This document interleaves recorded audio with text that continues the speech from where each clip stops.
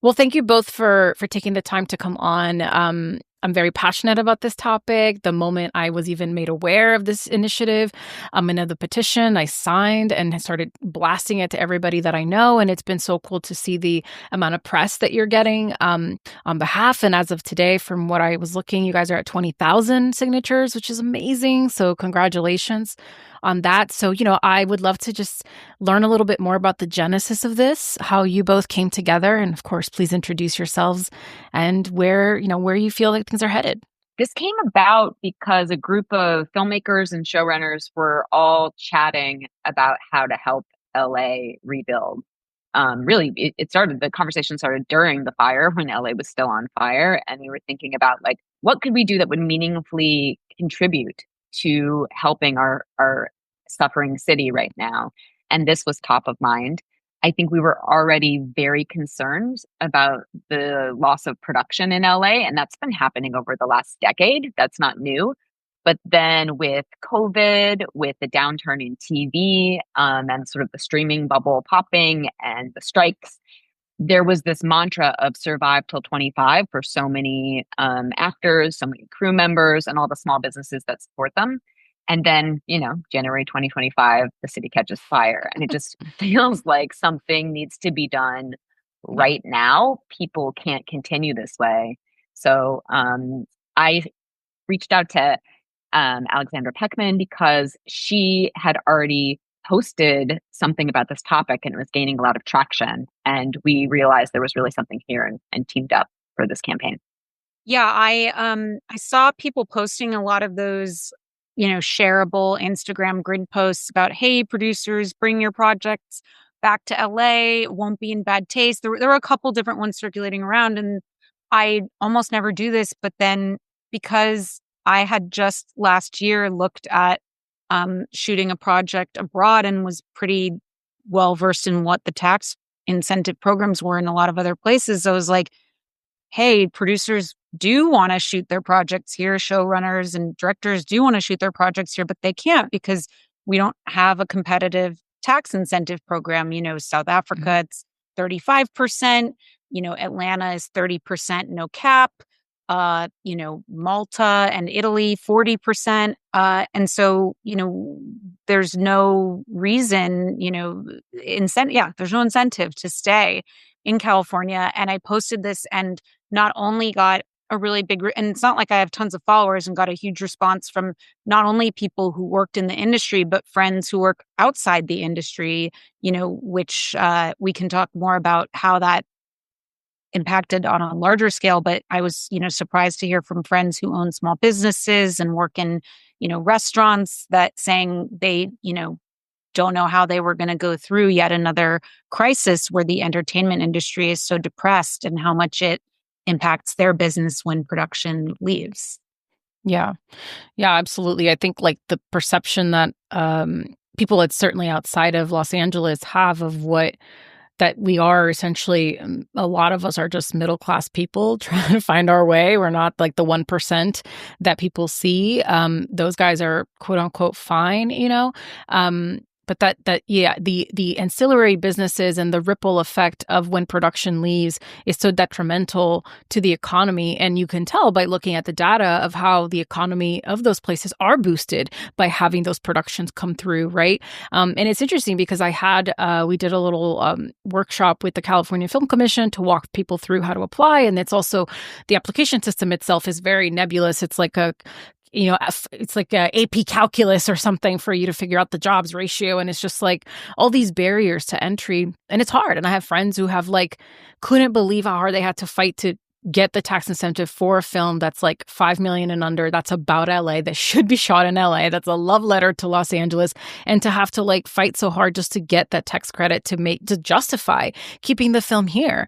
The numbers don't always add up. And so it's this interesting dichotomy, I think, that we're living in when you have to consider all the parts. But yeah, I think that the upside, I guess, of this time is I do feel like if we cannot come together and make these massive changes that are needed, not just in California, but in the States as a whole, what becomes of Hollywood as we know it? Are we like the Detroit of the auto industry? and everyone's going to leave. They've already been leaving, right? And now the fires have exacerbated that. So yeah, it's harrowing, the data, but I think it seems like a lot of people, obviously you both included, are coming together in whatever lane they can occupy, having these conversations across the board.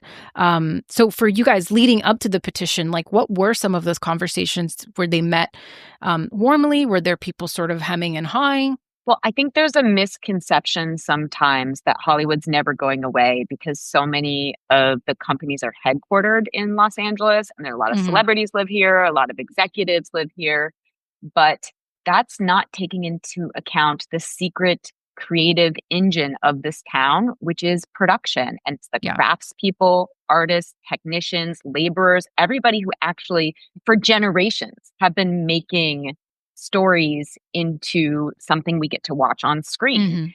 And once that goes away, that's not so easy to bring back. And I think people have to remember that a lot of like dreamers and weirdos and wonderful people who maybe didn't fit in their hometown, the classic story is true. It was true for me. You come here with $1 in your pocket and some ideas in your head and dreams in your heart, and you work your way up in production. And it's how you learn your craft, and it's how you learn sort of where you fit in this town. And so if we don't have that production element in town, so much of the creative engine is going to suffer too. The storytellers are going to be located elsewhere soon. These companies will relocate elsewhere, and these executive jobs will relocate elsewhere. And I think we just have been taking it for granted for too long that somehow that Hollywood will never disappear. Yeah, I think we've been in a crisis for a while, certainly, and obviously the fires have just made it, I think, more apparent to legislators and government, that are looking and going, oh shit, like we need to do something about this. And it's like, yeah, bro, you should have been doing something about this a year ago. It shouldn't have to take this level of destruction and sadness to really go, all right, let's take a look at this. That's the part that I just don't really understand. When it, like the economics, I was reading here, more than $115 billion annually is the estimate of what the entertainment industry contributes. That's over 500,000 jobs in various fields. And it's like, where do these people go? How do they make money? How do they sustain themselves? Well, I think like what you're saying, and tying in with the initial conversations we were having, things I think took off so quickly because everyone's been saying this for a long time. And it's really clear to people that when production leaves LA, money and jobs leave LA, and, we're losing a lot of people and a lot of opportunity to other places. And I think it's something that other groups have been working on for longer than us. I mean, we teamed up with some great people at California United who've done great work on this issue. There's many other groups whose efforts preceded ours, but I think it just was this kind of key moment after the fires where, to what you're saying, it's very emotional for people. I grew up in LA, and the city is very different than, I feel like before the pandemic, there was a lot happening. And that was kind of the moment that I entered the industry, and a lot of opportunity. And it's just been crisis after crisis. And, the positive thing here is that the stay in LA has given voice to a lot of people who've been on this issue. And I think also has been an invitation for people, outside of the industry to raise their voice and talk about this, and how the ripple effect is a really real thing. And I just want to emphasize that it's not a given that our lawmakers have woken up to this yet. We actually need everyone to really raise their voice. We need more. We have 20,000 signatures on this petition. We need 20,000 more. And we need people calling their representatives and being as vocal as possible. And we need them hearing not just from crew members and cast members, but we need them hearing from that restaurant who's had to lay off employees, or the dry cleaner who no longer can sustain themselves, or the hotels whose businesses have gone way down. it needs to be clear to everybody, both in the city, county, and in Sacramento, that the entire city suffers when production leaves LA. So, in terms of action items for people listening, like what can anyone practically do on the daily that are small ways that can, I always like to say, it's like we can all be part of the ripple to make a tsunami, because not one of us is going to be the change, And so what are those things that we can be doing to support this initiative? Well, one thing, there's a number of hearings coming up. Gavin Newsom has a bill coming forth this summer to Mhm. raise cap on our tax incentive to 750 million, which is very significant. It's only 330 million now. That needs to pass, but we also really want to emphasize that emergency relief is needed in the form of Yeah. capping the incentive for LA. And so I think, what we really need to hear from people. We have a call for testimonials on our social media. We post those regularly, and we have sometimes connected some of those people to press and amplifying those stories. We really want to keep hearing from people. And as Sarah said, to call lawmakers, we're starting to, hear from local politicians about how they support this or wanting to hear more from signers of our petition and those engaging on our platform. And I think too, just if you are a person of influence of whether things should shoot in LA, showrunners, producers, try to keep them in LA. The next hurdle is the studios, which Sarah can talk more about as well. Yeah, I mean, we see this is a complex problem, and there's just not one easy solution, and it's going to take everybody doing their part. And we feel like the studios and streamers need to understand it's part of their civic responsibility in being here to give back to this creative ecosystem from which they benefit so much. And we understand that it's going to take incentives for them to be able to do that. So both things have to happen at once. In terms of like also what people can do on the sort of day-to-day basis, we really want to celebrate shoots that stay in LA. We really want to like shine a light on people who do go that extra mile to keep their production here. And I feel like that's a really positive thing we can do to encourage other people to want to do right by the city we love, and to kind of get on board with this idea. Yeah, absolutely. I mean, I'm trying to think of, the question that I have is, when you think about, like, to your point, there's so many levels of production and so many different price points at what things can be made for. What I have heard is some physical production execs I know at various studios, one of the pitches they've had is to bring films here that would never be shot here, even though it's going to come at a financial loss to the studio, because to your point, that is a way you invest back into the workforce and you help, because, that's truly the best way, is getting jobs, getting people working again, getting them with health insurance, getting the morale of people up. But I often am tasked as a line producer with these cost comparisons of like, we have this 5 million, we want to do it for 5, but we really want to shoot in LA. And it's like, well, yeah, like I see the benefit of going to Canada or these other places. Like, you're going to, your dollar will go further. Like, that's just plain economics. But I'm constantly having to tap dance for people in explaining, without being fiscally irresponsible either, right? Because it is a business, why and how you can make concessions creatively, perhaps without compromising what you're doing to still keep things in LA. And as someone who I feel like an anomaly, because most of the things I've line produced, from docs to feature films to commercials to branded, have been in Los Angeles. Granted, I will be honest, is that, none of that has been since the pandemic. So I know it's a whole new world since that time, but I'm curious, like, do you think that there's also a call to creatives, right, who can start to think about, when you think about the independent side, certainly, how do we start writing and thinking about ideas that can be done for a price point so that it feels like a no-brainer to keep certain things in Los Angeles, or to keep as much as we can in Los Angeles? Absolutely. I mean, I think definitely telling more LA stories is a great way to do that. And I should be clear, like, we're not saying a story that's, like I have a movie that's set in India.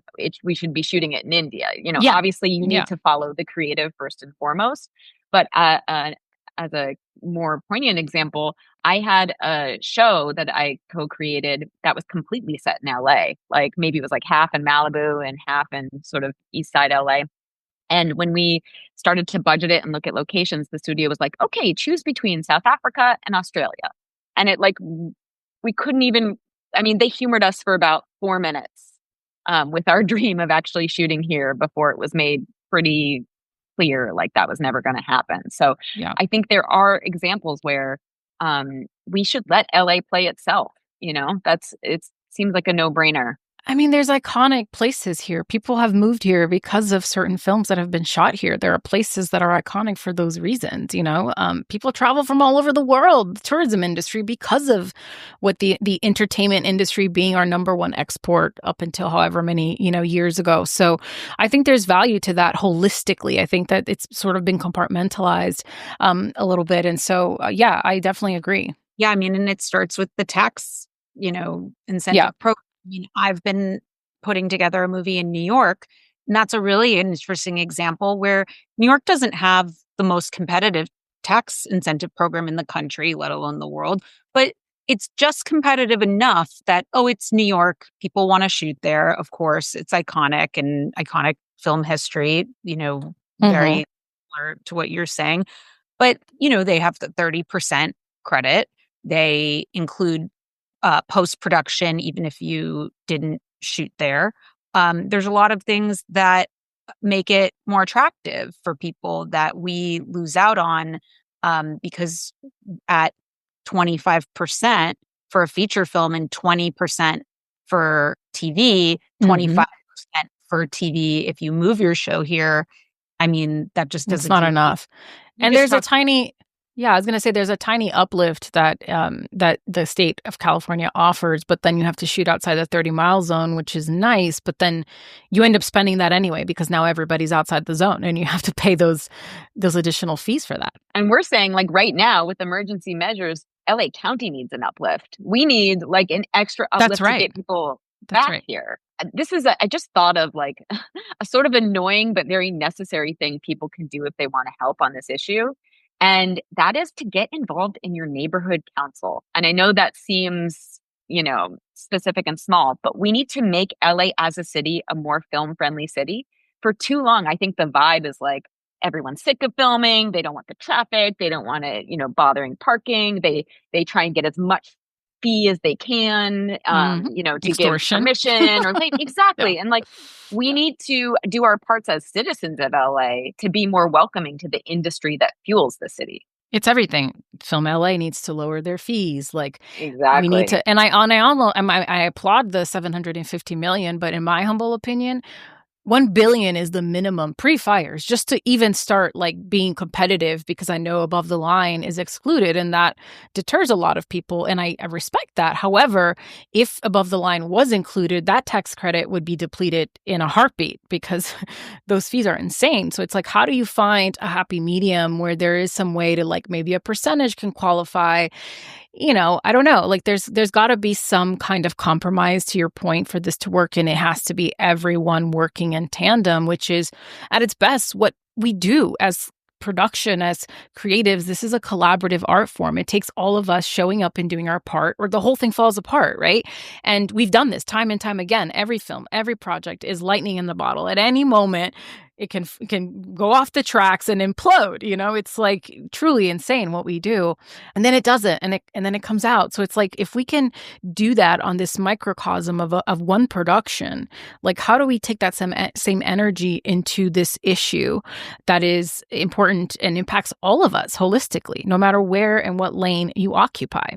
And I also think like, I worry about what is the next generation of this industry looks like. Even if we get this back, even if we have this great momentum for 5 years, how are we training this next generation? Why would anyone who's 19, 20 years old right now be like, gee, can't wait to go to Hollywood or break into film if you're watching what's happening? And so are we fighting for something that we won't even have anyone else to give give to, to pass the baton on to, if we can't give and create opportunities for those people. I think about that a lot. Like workforce development and investment is a decade, you know? Yeah, I mean, I think that you also bring up a good point of we want this to be a call to action for people to just start thinking more creatively about how could this be more competitive? And there's lots of ways. I mean, we've made our call and our platform ask, but it's been interesting seeing how this has opened up so many other conversations about, permitting, for example. Like in New York, as I was saying, you can shoot on the street pretty much anywhere as long as you just have a tripod or a handheld camera and, a small enough crew that you don't need trucks. Think about if we had something like that here, how much easier it would make it for young filmmakers to, make their short films or content that launches you into the next phase. I mean, even small things like that are on a, city level that we have started hearing from people about and talking about because of this surge in people talking about staying in LA. Mm-hmm. I think sometimes it can feel like a daunting problem. And we do get a lot of naysayers saying, like, this will never happen or this will never happen. And, but I think like we can't let perfect be the enemy of the good here. Again, we're never going to compete with how cheap you might be able to go and shoot something in Bulgaria right now. Like California is not going to be able to compete with that. But as Ali was saying, you have to make California and Los Angeles competitive enough that line producers like yourself at least have a decent shot of making the argument for keeping it here. And right now, LA as a city doesn't appear that friendly of a place to film. It is not easy to get the tax incentive. And as you said, like if you're an independent film, you can't afford to have one person figuring out this formula and full-time working on your tax incentive applications. It's like a full-time job at studios, dealing with this. And then on top of it, like, the way that they're you find out when you qualified or not is most films can't afford to wait and they'll lose their cast. So it has to be more user friendly for people to actually be able to count on getting that incentive here. Correct. And the other thing that I always present to anyone who comes and asks and wants to ponder or pontificate is like there is a price point where I do think there's a delta between perhaps what you're saving in your credit or your rebate and the cost of the fact that you're going to have to put up cast. You're going to have to potentially bring department heads. What is the crew base where you're going? Because I've experienced as well, to your point, I think there's people that leave home from all over the world and come to Los Angeles because we are always chasing gold. We are a city of dreamers and doers and hustlers and misfits and like circus people. I don't know. We're all just like wild. So that energy, that frenetic energy, for better or for worse, is here. And there's a true passion and a true desire, especially on the independent side, to go the extra mile to build and fortify relationships with people, because you do this one movie, next thing you know, you get a call to be on a TV show. It changes your life, right? And that's not the same in these third area markets that I've been to. It is very transactional. It is a job for these people. And you're just another circus coming through their town. And if this doesn't go well, it doesn't matter, because most people don't do the due diligence of calling and getting referrals and seeing how that person was or how that department head was, and you name the state. And so there's also that factor where it's like, by the time it's all said and done, you're leaving Los Angeles to go to fill in the blank.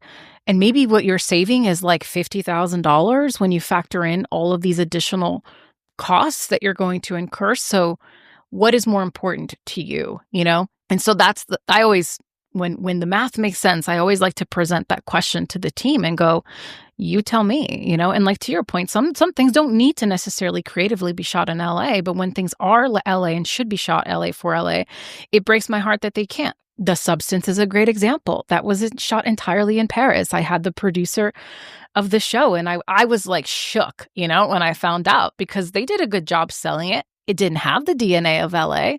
That's okay. It works for the world that they created, that it feels synthetic. So it works. But like the fact that Coralie could not have shot that same film here for that price point breaks my heart, And often that's what happens is the money that they save by not being in LA goes on the screen. It impacts creative. It makes stories better. So again, like how do you start thinking about ways you can write stories that are effective, that are able to be done for a certain price point right now so that we can at least churn out some jobs, That's to me like the assignment for anyone listening, on top of everything else you said. So not to give people homework, but that's my Absolutely. Yeah. No, soapbox. everybody. I mean, I think that it's a very apt point, but I think we don't want to also, there's this, in the past 10 years or more, there's just been this race to the bottom in terms of making things as cheaply as possible. And going where you don't have to pay union crew, going where just everything, costs a lot less. Mhm. But I think we all need to like sort of soul search a little bit too about it's not just the project you're making, but it's also sort of what community are you building? Correct. What is the Correct. long-term health of the ecosystem that creates these stories? And as you said, that example you gave where it was like a differential of maybe $50,000 sometimes, if the math is right or you're able to get that incentive, you think about like, well, at what cost to people's family life too? Like at what cost to I know so many people who it's really sad. They've almost like never even had successful relationships because we're all circus people and traveling around. And yes, there's adventure and fun and that's wonderful, but also like, they finally fall in love and then they get to see that person like 3 months out of the year, maybe. And those are just very hard to maintain. So I think I think we need to be thinking a bit more holistically. And Yeah. yes, the bottom line matters, but we also should be thinking about like the process and what kind of life we want to live as well. Well, and it's also the studios. I mean, we touched on this before, but like them committing to shooting here where, these studios are part of the history and the lore of LA.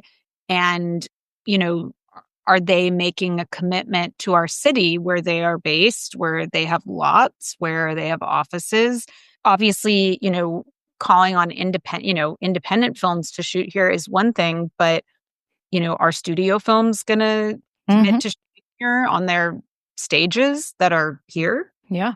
I mean, they have to because you can only have so many independent films. And then the other question is, well, for those independent films to be able to successfully be mounted here, to then actually have a chance to be sold in the market for a price point that makes sense so people can actually get a return on their investment, you have to be doing tier 1, tier 2 projects. And that's not the best rates, But that's the reality. And it's like, well, would you rather not work or would you rather work for the rate that is available because that's the best we can do? And it's sad to your point that like people come here and they invest 20 years, generations into building themselves up to be at a certain place where they can not just survive, but thrive financially, which I'm a big believer that everyone is worthy of that. Yet you reach a point where you have to constantly reduce your worth in the marketplace just to be able to work where you live. And the value system is messed up because I think we are sold since we come here, at least my generation 20 years ago, that it's like the people that work their asses off and keep their heads down, they get rewarded. And then you start to realize that isn't always the case. And not only that, if you don't, fit XYZ, you can easily be spit out and be recycled by the new young person. And this better be your life. This is a lifestyle industry.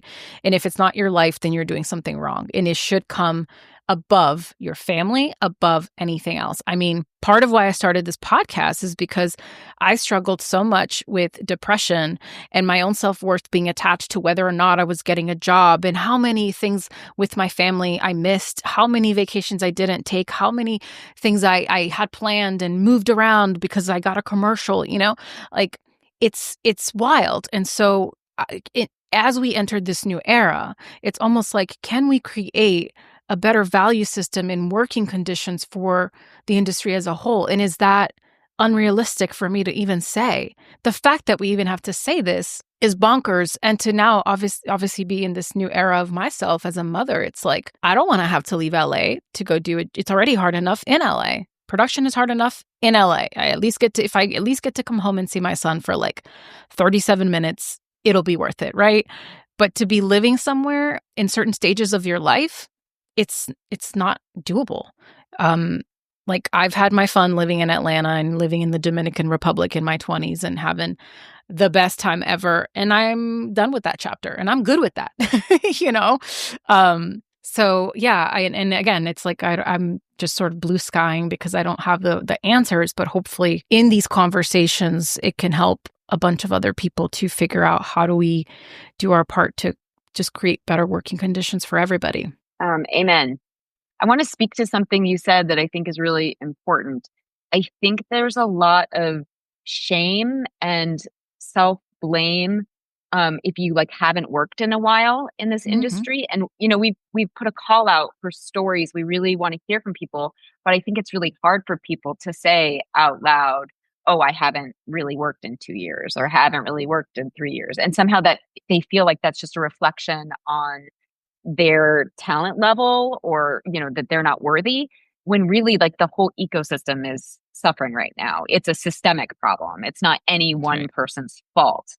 And so I think that's where we're really asking people to be courageous and raise your voice, because the more personal stories we get, that's going to open the floodgates of people actually sharing what they've been going through. Just by way of example, we've heard from, I got to talk to a single mom, amazing camera operator, hasn't worked as a camera operator in 2 years and lost her home in the Eaton fire. So, you know, just a small example of one of, you know, thousands and thousands of stories like this. So I want people to know they're like not alone if this has happened to them and they haven't been working, and just encourage them to come forward, share your story, whether it's like a video testimonial or you could send us a written testimonial and tag at Stay in LA 2025.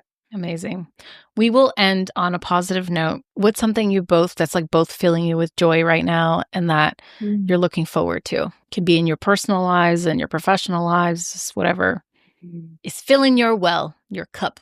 You go first, Allie. I mean, this is so cheesy, but being of service and doing the work we've been doing with Stay in LA, we've gotten to meet a lot of really amazing people and hear from so many members of our community. And it's really nice to feel, especially after, you know, a 2-3 year period where the industry has felt really depressed, that people still love making movies, you know, and want to be part of this, and to hear from, the incredible craftspeople and, you know, actors and, you know, art directors, IATSE members. Like it just, it's been really cool to see people rallying around this, and feel like you're part of a community that, while shaken in recent years, is definitely still here and wants to be here.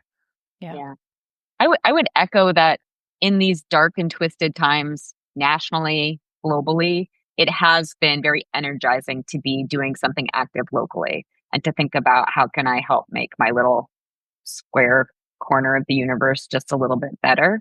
And then I would also say I'm really lucky. I have a 3.5-year-old, and I love that he doesn't give a shit about anything like this, you know, like about any of it, you know, like he puts it all in perspective really, really quick. I feel lucky to be able to kind of like come back home after a crazy day and just like huff some of that positivity and energy and curiosity.